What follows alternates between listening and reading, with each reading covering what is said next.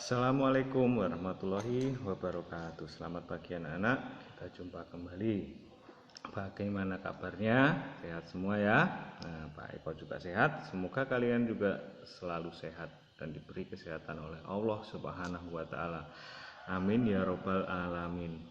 Ya, beberapa hari ini Pak Eko anak-anak tidak bisa daring karena sekolah kita baru diliput JTP ya, nanti kamu bisa nonton di TV di rumahnya masing-masing. Nanti tanggal penayangannya Pak Eko juga belum tahu. Nanti kalau tahu tak kabari di WA ya. Ya, sekarang kita lanjutkan ke pembelajaran 3. Sebelum kita mulai, kita berdoa dulu. Bismillahirrohmanirrohim. Nah, walaupun Pak Eko jarang melaksanakan daring beberapa hari ini ya, tapi kan Pak Eko selalu mengingatkan kalian untuk 1 hari 1 PB. Jadi sampai saat ini kita sudah 3 minggu ini ya, sudah 3 minggu ini berarti kita sudah sampai ke subtema 3. Nah, 1 hari 1 PB, 1 minggu 1 subtema. Kalau 3 minggu berarti 3 subtema. Mari kita buka bersama-sama subtema 3. Kalian buka halaman 116. Subtema 3, perkembangan teknologi komunikasi. Jadi secara singkat Pak Eko jelaskan.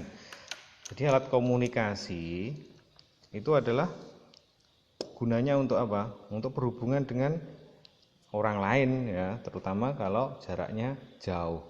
Zaman dulu dan zaman sekarang beda. Kalau dulu itu alat komunikasinya apa tahu? Ada gong, ada kentongan, terus ada asap. Nanti di bacaan sini ada. Kalau alat komunikasi yang modern ada telepon, terus ada koyok internetan. Nah, seperti itu. Nanti kamu baca. Nah, terus ini ada, bacalah teks berikut. Tulislah kalimat utama setiap paragraf di bawah ini. Nah, paragraf masih ingat apa tidak yang mana paragraf? Jadi paragraf itu kalau bacaan ini 1 paragraf kian lete. Jadi ini paragraf 1, paragraf 2, paragraf 3, paragraf 4. Berarti bacaan ini mempunyai 4 paragraf. Lalu masing-masing paragraf yang ditanyakan di sini adalah kalimat pokok. Jadi kalimat pokok itu kalimat yang utama yang ada dalam 1 paragraf. Jadi 1 paragraf ini pasti mempunyai kalimat pokok.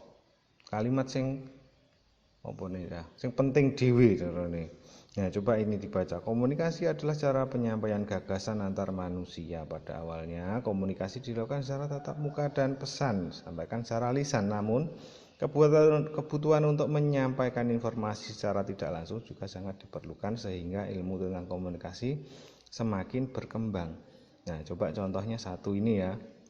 Jadi, kalimat utamanya biasanya berada di awal, di akhir, atau kadang juga di tengah-tengah. Jadi coba kita amati dulu yang awalnya saja.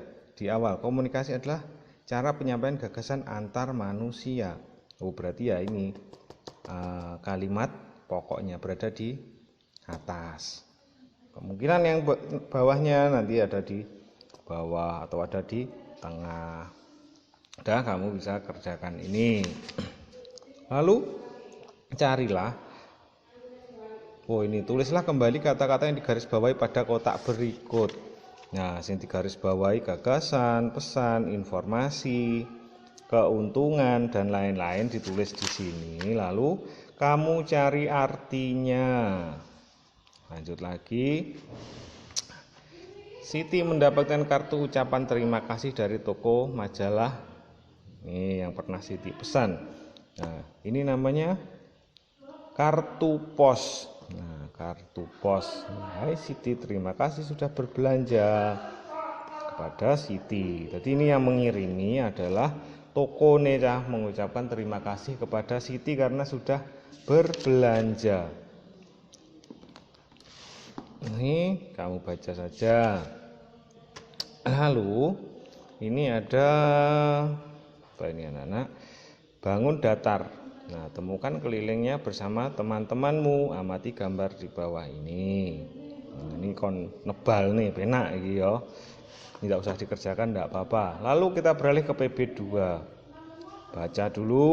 Hari ini cuaca sangat panas dan seterusnya. Lalu, nah ini ada tanda kolam renang. Peraturan di kolam renang dilarang mendorong, dilarang terjun kolam dangkal.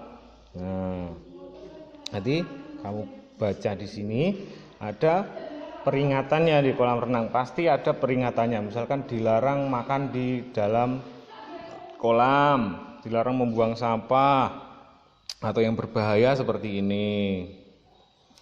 Terus lanjut lagi alat komunikasi tradisional dan modern. Nah, ini yang Pak Eko ceritakan tadi berarti ya.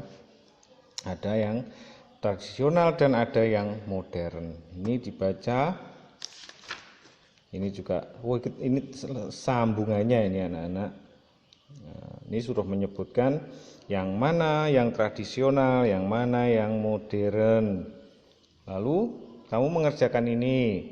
Alat komunikasi tidak digunakan pada masa lalu. Nah, untuk mengerjakan ini jawabannya sudah ada di bawah ini. Ya, kasih contoh alat komunikasi tradisional digunakan pada masa lalu. Nah, selanjutnya ini pilihannya. Lanjut lagi. Nih. Ini PKN Udin baca buku tentang komunikasi.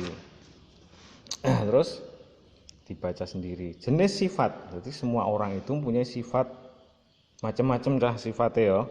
Ada yang baik, ada yang sombong, ada yang keras kepala. Nah, sifat itu ada yang baik, ada yang buruk. Nah, jenis sifat sopan, menghormati setiap orang. Sombong, selalu merasa. Nah, ini dibaca sendiri. Selain sifat di atas, masih banyak lagi sifat lainnya. Cari tahu bersama temanmu. Apalagi yang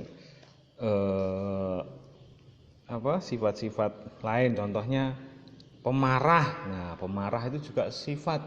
Disenggol titik gampang nesu. Nah, caranya bagaimana biar tidak gampang nesu? Ya, kita harus selalu bersabar. Terus ini lanjut ke PB3. Ini gambarnya Dayu dan Lani sedang bermain telepon dengan iso tongga yang ini ya. Ini benang ini. Nah, lalu nih sejarah penggunaan telepon dibaca. Nah, tugasmu, Pak Eko sekarang punya tugas. Tugasmu membuat ini dari kaleng bekas.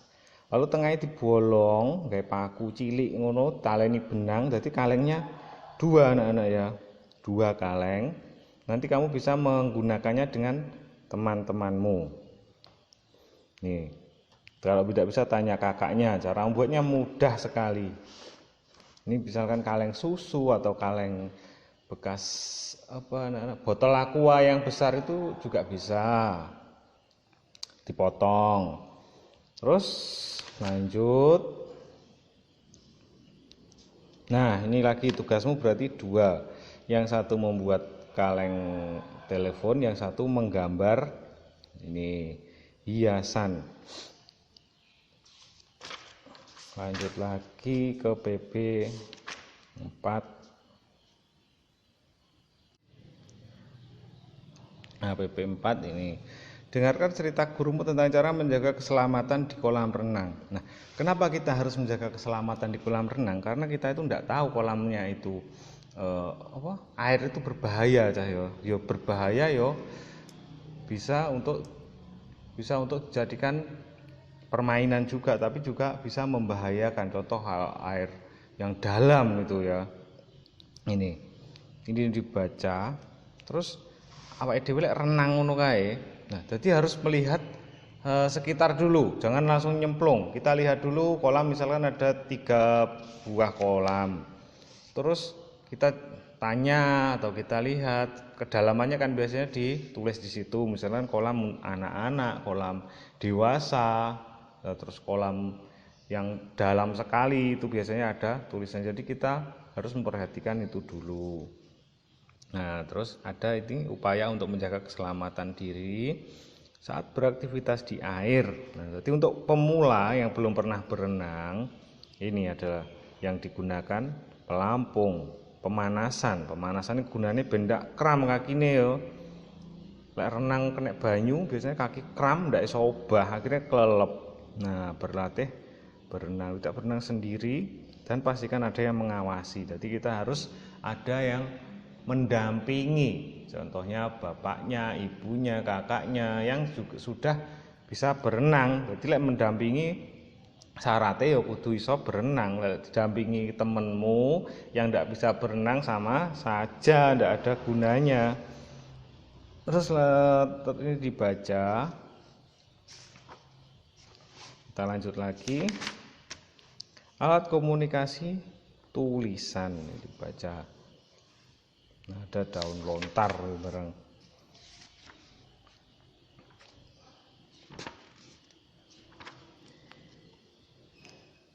Ini PKN. Baca. Tidak ada yang sulit ini. Nah, lalu kita kembali ke matematika. Dulu kita sudah cara menghitung apa itu anak-anak luas. Nah, sekarang yang diminta keliling. Nih ya, keliling. Nih gambarnya ada A, B, C, D, E, F. Lalu contoh gambar yang ini. Pada gambar di samping satu sisi persegi menunjukkan satu satuan panjang. Keliling bidang berwarna merah muda adalah 12 satuan panjang. Keliling dan luas itu beda. Nah, coba kalau dulu pelajaran yang sebelumnya, kalau luas tinggal menghitung ya. 1, 2, 3, 4, 5, 6, 7, 8, 9. Jadi luasnya kalau ini ada 9. Kalau sekarang yang ditanyakan adalah keliling. Bagaimana cara menghitungnya? Keliling. Coba perhatikan kata keliling. Sama lek keliling. Kelilingnya artinya apa cah? Mubeng ya. Sama numpak sepur keliling. Berarti kan mubeng. Coba kita sekarang mengubengi. Nah, apa? Mengelilingi. Nah, mengelilingi bangun ini.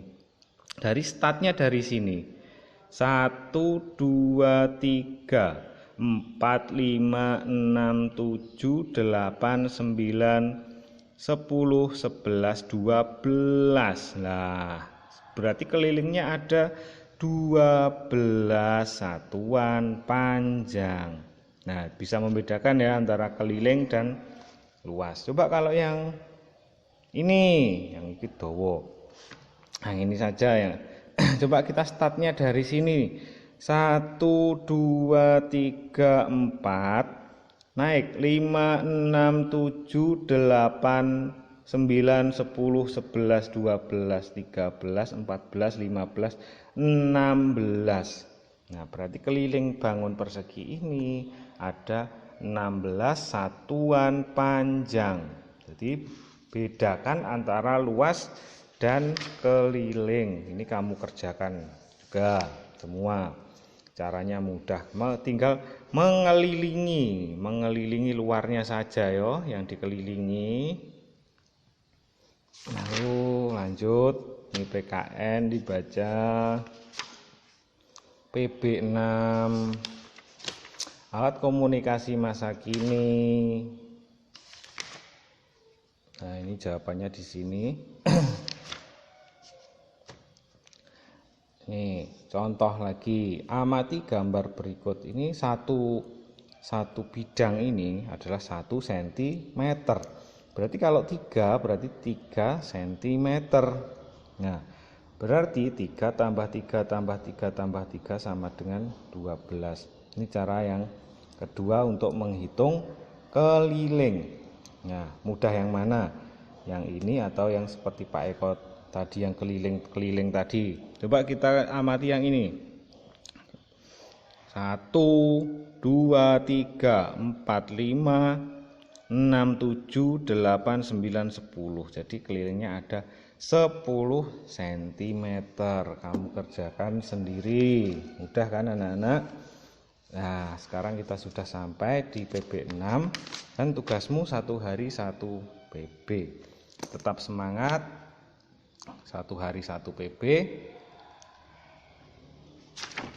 Ya, PR-nya ini berarti yang tugas-tugas itu, dan jangan lupa tugasnya Pak Eko tadi membuat telepon dari kaleng. Itu tidak harus minggu ini, bisa minggu depan dikumpulkan bisa. Dan membuat gambar yang tadi batik itu tadi anak-anak. Sekian dulu. Wassalamualaikum warahmatullahi wabarakatuh.